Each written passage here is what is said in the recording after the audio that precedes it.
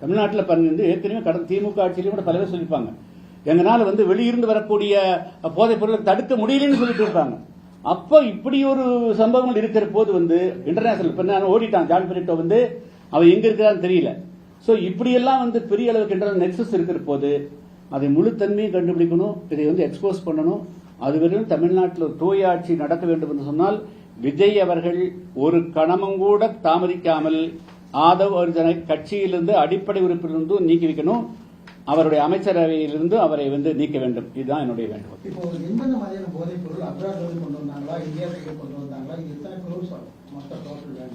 இது வந்துங்க இப்போ வந்து இவங்க வந்து 2024 பார்த்தபடி வந்து எப்படின்னா ஒரு 300 கோடி ரூபாய்க்கு வந்து சொல்றாங்க.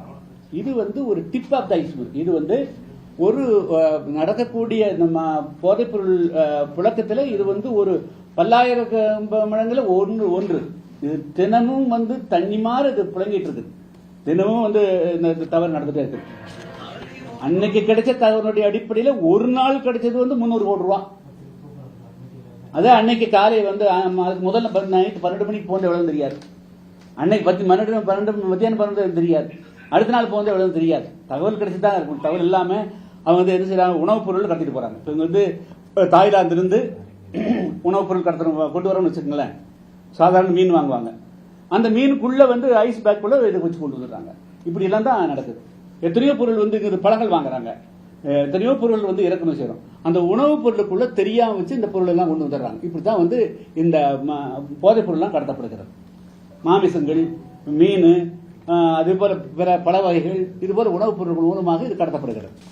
அதாவது இந்த ஜான் பெரிட்டோ அது முக்கியமல்ல, அது முக்கியமா வந்து டெய்சி பேர் வருது. இல்ல இந்த இதுல வந்து இதுதான் அப்படிங்கிறது நீங்க இல்லைன்னா வேற என்ன சொல்லுங்க, வேற என்ன சொல்லுங்க.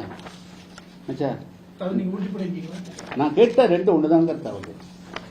பட் அதுல ஏதாவது மாறுபட்டு இருந்தா சொல்லட்டும். அது அவங்க தான், அதுக்காக தான் நம்ம சிபிஐ விசாரணை கொடுக்க சொல்றோம். எத்தனை பிரிட்டு இருக்கிறாங்க வழக்கமா வந்து இது மாதிரி போதைப் பொருள் கடத்தக்கூடியவங்க, தவறு விளையக்கூடியவங்க ஒரு பாஸ்போர்ட் வச்சுக்க மாட்டாங்க. 10 பாஸ்போர்ட், 20 பாஸ்போர்ட், அப்பா பேரை மாத்துவாங்க, அம்மா பேரை மாத்துவாங்க, தன் பேரை மாத்துவாங்க, பல மோசடி பேர் தான் இருப்பாங்க.